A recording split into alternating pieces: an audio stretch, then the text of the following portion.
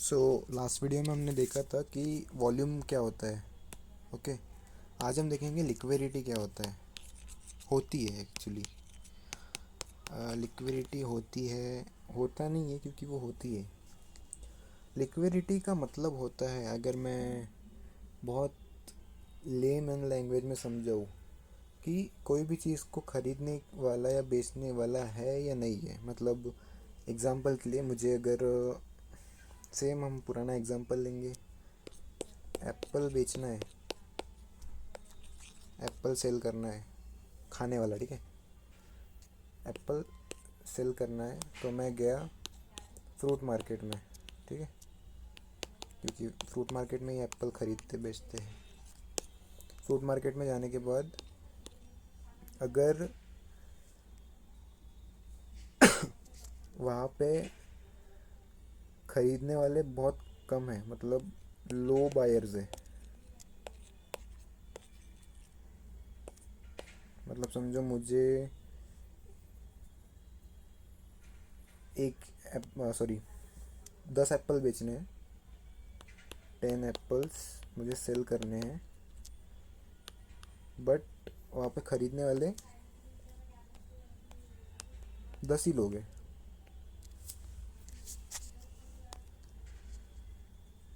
या फिर मान के चलो कि 5 ही लोग हैं ख़रीदने वाले, बायर्स कितने हैं, 5 हैं। तो अगर बायर्स कम है तो मुझे जो एक एप्पल 100 रुपये में बेचना था, और 10 एप्पल का मेरा टोटल होता कितना, 1000 रुपये में मुझे 10 एप्पल अपने बेचना था, ठीक है। तो अगर ये सिर्फ नंबर ऑफ़ बायर्स मेरे पास अगर कम है, 5 ही बायर्स है, तो हो सकता है ये पाँचों मुझे बोले कि अगर 90 रुपये में दे रहा है तो दे, नहीं तो मत दे। 90 रुपये एक एप्पल का, ठीक है। क्योंकि मेरे पास बायर्स ही सिर्फ 5 है, 5 में से कोई 90 बोलेगा, कोई 95 बोलेगा, कोई 85 बोलेगा। तो मुझे जहाँ 100 पे बेचना था, वहाँ मुझे अब 90 पे बेचना पड़ रहा है। क्यों? क्योंकि लिक्विडिटी कम है, मतलब बायर्स आर लो, ठीक है। अब इसका उल्टा लेते हैं, समझो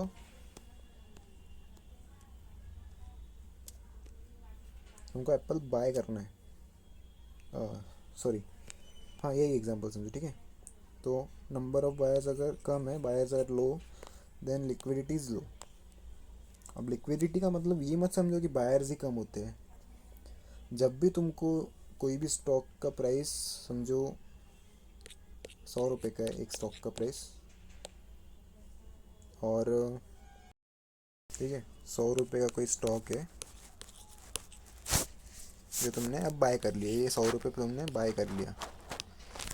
अब ये इसका डिमांड बढ़ गया तो समझो ये 100 का 120 हो गया, ठीक है, ₹120। अब यहाँ पे तुमको सेल करना है, 100 रुपये पे ख़रीदा था, 100 पे सेल करना है, मतलब तुम्हारा एक स्टॉक पे 20 रुपये प्रॉफिट हो रहा है। बट यहाँ पे प्रॉब्लम अब ये है, अगर इसकी लिक्विडिटी लो है तो हो सकता है कि जो 120 रुपये पे जो सेलर्स, सॉरी 120 रुपये मुझे जो सेल करना है, हो सकता है 120 पे बायर्स ही ना हो, मतलब कोई ख़रीदने के लिए रेडी ही ना हो 120 पे। हाँ, और ये हो सकता है कि 110 पे बायर्स है, बायर्स अवेलेबल है।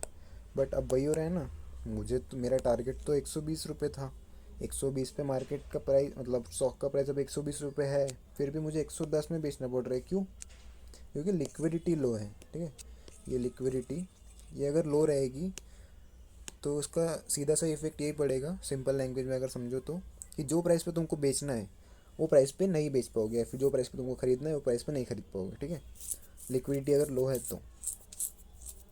तो हम इस बोल सकते हैं कि ये जो स्टॉक है जहाँ पे हमारे बायर्स कम होने के कारण हमको 120 का 110 में बेचना पड़ा, मतलब 10 रुपये हमारा कम प्रॉफिट हुआ, तो इसको बोल सकते हैं the stock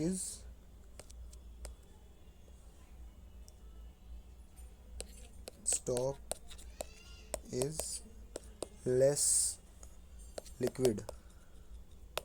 stock is less liquid का मतलब कि यहाँ पे लेस नंबर ऑफ बायर्स और सेलर्स है, ठीक है। Buyers and sellers are less, buyers and sellers. वही अगर अगर stock is more liquid, if stock is more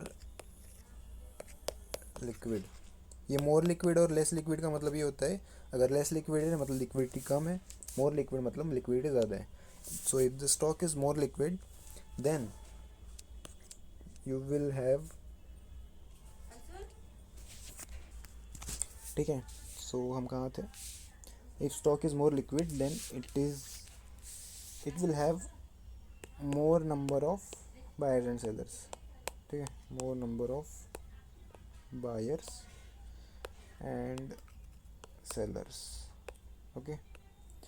so liquidity काम कैसे करती है, और एक चीज़ जो भी हम चीज़ें सीख रहे हैं, लिक्विडिटी, डिमांड, सप्लाई, वॉल्यूम, ये सब चीज़ें अगर अच्छे से समझना है तो हमको चार्ट पे काम करना शुरू करना होगा, मतलब चार्ट समझना होगा कि चार्ट वर्क कैसे करता है या फिर प्राइस मूव कैसे करता है चार्ट्स पे।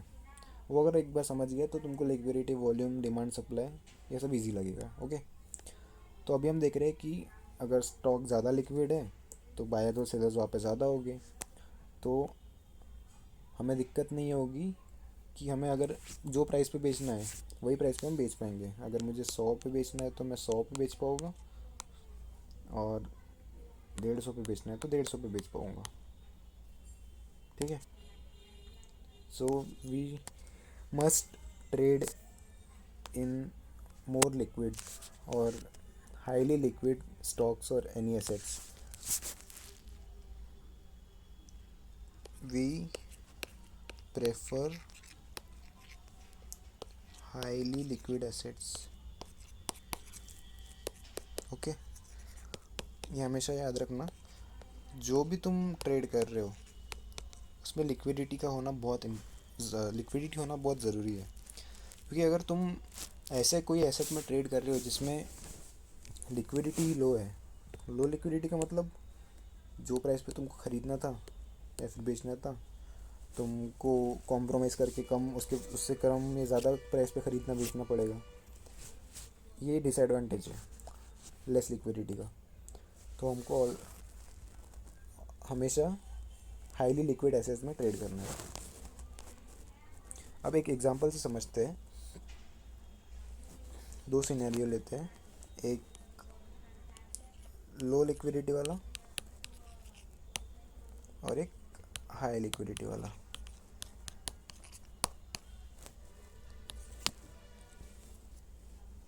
अब दो स्टॉक्स है, पहला है लो लिक्विडिटी वाला, समझ लो कोई भी एक नॉर्मल स्टॉक जो ज़्यादा ट्रेड नहीं होता होगा स्टॉक मार्केट में। मान के चलो कोई अशोक फार्मा करके कंपनी है, ठीक है। स्पेलिंग छोड़ दो, तुमको समझ रहा है वो ज़रूरी है, स्पेलिंग ऐसी है। अशोक फार्मा करके कोई कंपनी है जिसका अभी मार्केट वैल्यू मतलब मार्केट में प्राइस चल रहा है ₹300, और दूसरे तरफ दूसरा स्टॉक है जो हाईली लिक्विड है, मान के चलो टाटा मोटर्स, या फिर सेम सेगमेंट का लेते हैं, फार्मा सेक्टर का लेते हैं तो सन फार्मा। जिसको आइडिया नहीं होगा, सन फार्मा बहुत ही अच्छा लिक्विडिटी वाला स्टॉक है, ठीक है।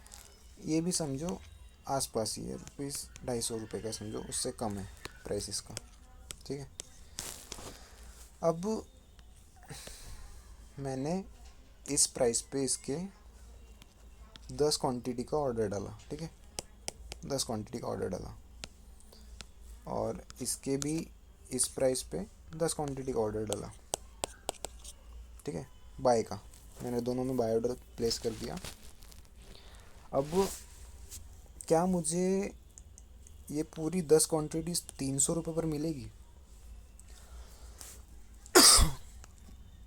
हाँ पॉसिबल है, पॉसिबल तो हर चीज़ है, बट उसकी प्रोबेबिलिटी क्या है? उसकी प्रोबेबिलिटी ये है कि इसमें चांसेस आर लेस। किस चीज़ के? कि ये 10 क्वांटिटी मुझे 300 रुपये में मिलेगी, मतलब हर एक क्वांटिटी मुझे 300 रुपये में मिल जाएगी। Chances are less and in this chances are high. क्यों? क्योंकि इसकी लिक्विडिटी ज़्यादा है सन फार्मा की और अशोक फार्मा की कम है। अब समझ के चलो, अब मुझे 250 रुपये पे पूरे 10 स्टॉक्स मिल गए, 10 क्वांटिटीज़ मिल गई, और इसकी भी कुछ क्वांटिटीज़ 300, कुछ 290 पे, ऐसे करते करते 10 क्वांटिटीज़ एवरेज प्राइस इसका मुझे मिल गया कि 305 रुपये। ठीक है, 305 रुपये में मुझे एवरेज प्राइस पे 10 क्वांटिटी मिल गई। ठीक है, और इसकी 250 पे ही 10 क्वांटिटी मिल गई। अब मेरा टारगेट इसमें था कि जब अशोक फार्मा 350 चला जाएगा तब मैं ये 10 क्वांटिटी सेल कर दूंगा।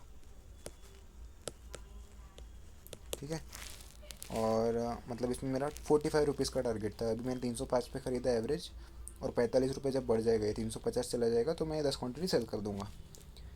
और ये 250 पे मैंने ख़रीदा 10 क्वांटिटी, और मेरा टारगेट मान के चलो इसमें कम है थोड़ा, इससे थोड़ा कम है, 280 है समझो। ठीक है, 280 पे मुझे सेल करना है 10 क्वांटिटी। अब एक चीज़ समझो, प्रॉब्लम दोनों में नहीं, अशोक फार्मा में प्रॉब्लम ये है कि मुझे भले ही 10 क्वांटिटी 350 पे सेल करनी है, मतलब 45 रुपीज़ पर क्वांटिटी मेरा प्रॉफिट होना चाहिए, और 10 क्वांटिटी के हिसाब से 450 रुपये प्रॉफिट होना चाहिए। सो बेसिक कैलकुलेशन है फॉर प्रॉफिट कैलकुलेट कैसे करते हैं। सो फॉर अशोक फार्मा अगर हम कैलकुलेट करें, हमने बाय किया एवरेज 305 पे 10 क्वांटिटी, और हमारा टारगेट है कि हमको सेल कब करना है, जब ये पहुंच जाएगा 350, सेम 10 क्वांटिटी 350 पे हमको सेल करनी है। तो हमारा प्रॉफिट कितना हो रहा है एक क्वांटिटी पे?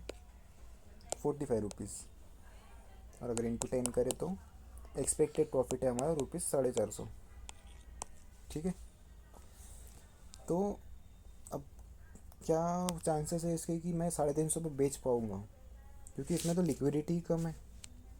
समझो कैसे भी करके 350 प्राइस पहुंच गया, तो बहुत कम चांसेस है कि ये सारी की सारी 10 क्वांटिटी मैं 350 पर बेच पाऊँगा। पॉसिबल सिनेरियो ये है कि ये जो 350 का है, हो सकता है मुझे एवरेज प्राइस सब क्वांटिटीज़ का मिला के 340 मिले, 10 रुपये कम मिले। क्यों? क्योंकि लिक्विडिटी कम है। सो मान के चलो हमको 350 नहीं मिला, एवरेज 340 मिला, मैंने इस प्राइस पे सेल कर दिया 10 क्वांटिटी। ठीक है, तो अब मेरा 10 रुपये कम प्रॉफिट हुआ हर क्वांटिटी पे। तो मुझे प्रॉफिट कितना हुआ?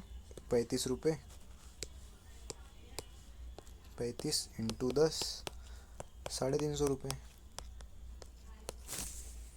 और अगर हम सन फार्मा प्रॉफिट कैलकुलेट करें, सन फार्मा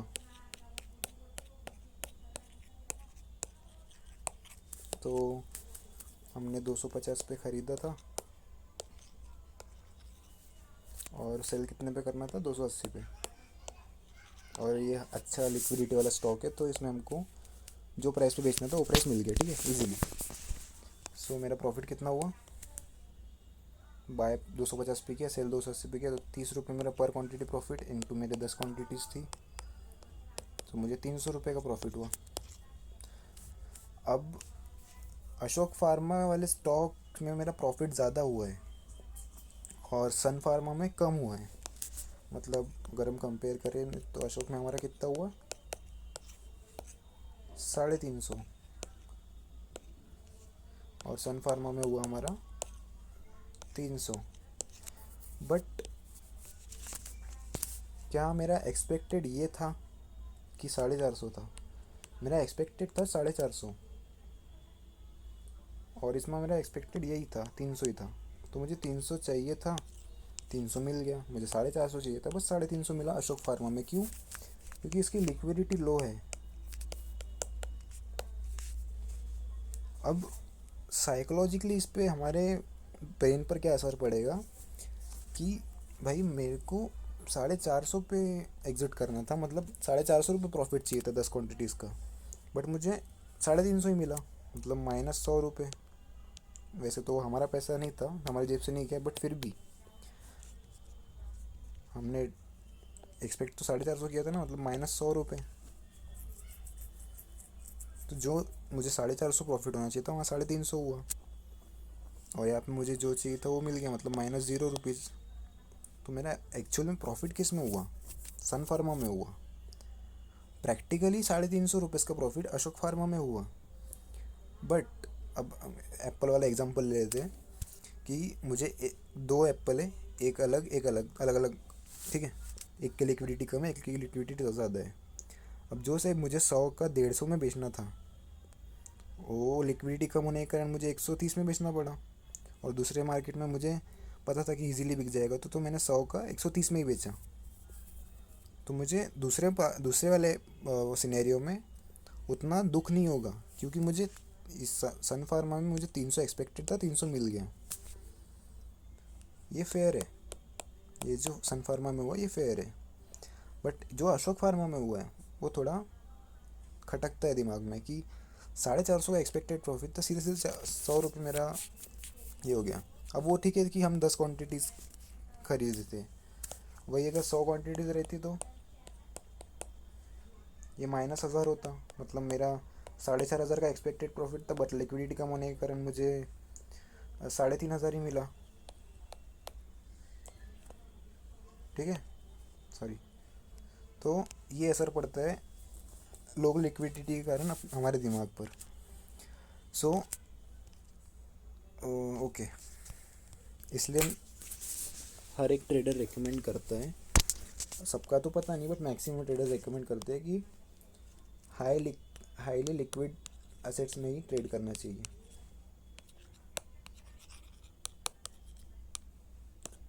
एसेट्स इनमें ही ट्रेड करना चाहिए, ठीक है। क्योंकि जो प्राइस पे तुमको बेचना है ख़रीदना है, तुम बेच सकते हो, ख़रीद सकते हो। कोई ऐसा नहीं होगा कि तुमको 100 रुपये पे बेचना था, फिर 150 पे बेचना था तो तुमको 140 पर बेचना पड़ा, या फिर 200 पर बेचना था तो तुमको 150 पे बेचना पड़ा। ऐसा कुछ नहीं होता है। ओके, सो अभी तुमको समझ गया कि लिक्विडिटी होती क्या है। एक बार फिर से लास्ट में सिंपल में समझा रहा हूँ। लिक्विडिटी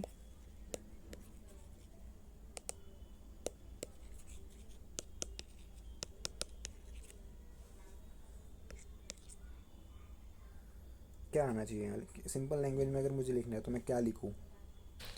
सो लिक्विडिटी का मतलब होता है कि तुम कोई भी एसेट को कितने फास्टली और easily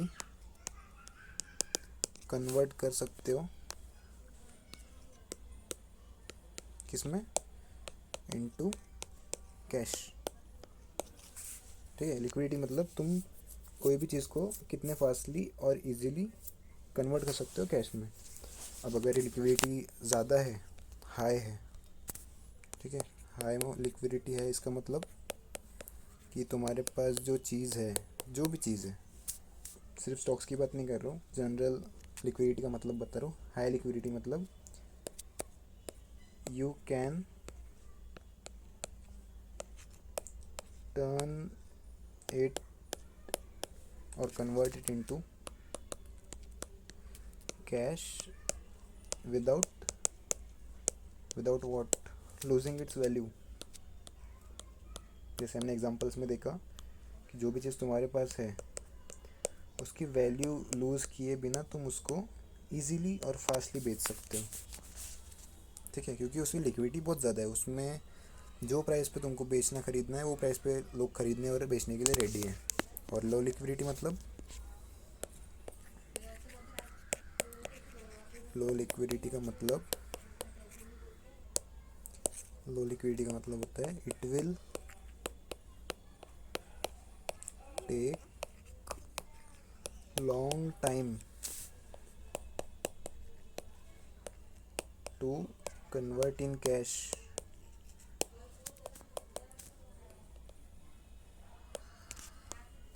which results in getting low value। मतलब अगर किसी स्टॉक की या किसी एसेट की लिक्विडिटी लो है तो उस चीज़ को तुमको बेचने में या खरीदने में इसलिए बोल रहा हूँ, उसका मैं तुमको बाद में एक्सप्लेन करता हूँ क्यों बोल रहा हूँ ऐसा। अगर जो चीज़ तुम्हारे पास है उसको बेचने में तुमको टाइम लगेगा कैश में कन्वर्ट करने को, और इसका मतलब क्या हुआ, टाइम लगेगा। एक तो टाइम दो या फिर लो वैल्यू लो। मतलब अगर लो लिक्विडिटी है तो पहला तो उसको टाइम लगेगा बेचने को क्योंकि लिक्विडिटी कम है, और दूसरा अगर तुम जल्दी बेच भी दो तो तुमको वो प्राइस नहीं मिलेगा जो तुमको चाहिए था, so you will get low value for that. So always trade in highly liquid assets. एक लास्ट एग्जांपल,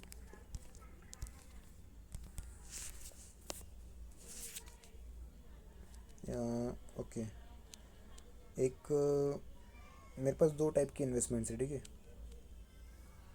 एक है मेरे पास 10 ग्राम गोल्ड है, ज्वेलरी नहीं, नॉर्मल गोल्ड। 10 ग्राम गोल्ड जिसकी वैल्यू है आज के अगर रेट के हिसाब से देखें तो 1.45 लाख, ठीक है। और मेरे पास दूसरी चीज़ है रेयर पेंटिंग, ठीक है, रेयर पेंटिंग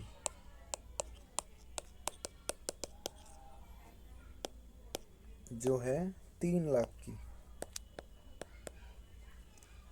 ठीक है। मेरे पास दो चीज़ें हैं अब, एक है 10 ग्राम गोल्ड जो एक 1.45 लाख का है, या फिर 1.5 लाख का ही समझो, 1.5 लाख का है, और रेयर पेंटिंग है 3 लाख की।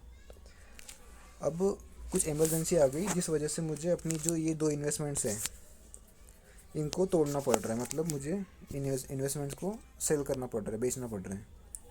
सो मैंने 10 ग्राम गोल्ड जो था वो मार्केट में ले गया बेचने के लिए। 10 ग्राम गोल्ड मैंने सेल किया तो मुझे कितना मिला, 1.45 लाख, जो उसकी वैल्यू थी एक्चुअल वैल्यू मिल गई, ठीक है। इसमें वो जो कटता है मेकिंग चार्जेस वगैरह वो नहीं कटा क्योंकि मेरे पास एक्चुअल गोल्ड था, 24 कैरेट का वो टुकड़ा था 10 ग्राम, ठीक है। इसलिए मुझे सेल करने पे एक्चुअल वैल्यू मिल गई। बट अब जो मेरे पास पेंटिंग है, पेंटिंग मुझे बेचनी है 3 लाख में, या फिर उसकी एक्चुअल वैल्यू जो अभी है वो है 3 लाख। बट ये पेंटिंग बेचने में जाऊँ कहाँ? अब दो ऑप्शन है, एक तो इसको मान के चलो कोई कोई बायर है जो बोल रहा है कि मैं 1 लाख में ले लूँगा, या फिर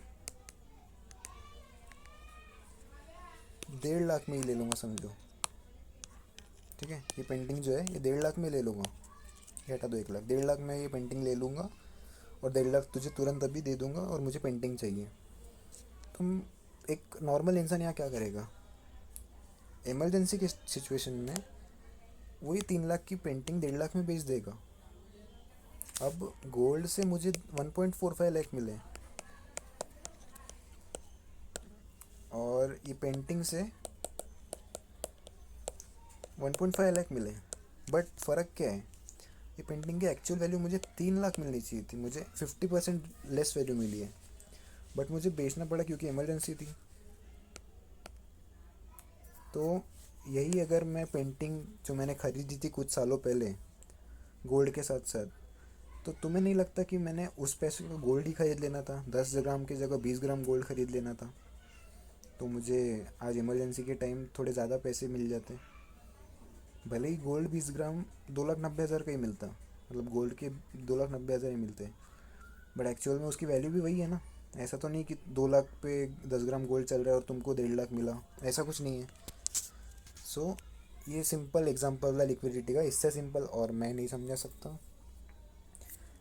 ओके, सो फिर से लास्ट टाइम बता रहा हूँ, जो चीज़ तुम्हारे पास है उसको तुम कितना फास्टली और इजीली बेच पा रहे हो, ये बताता है लिक्विडिटी।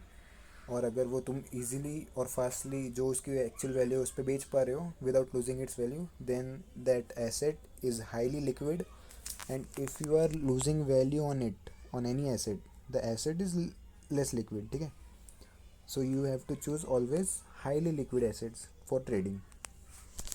और नेक्स्ट वीडियो में हम देखेंगे कि शॉर्ट क्या होता है, not YouTube shorts, I mean short selling,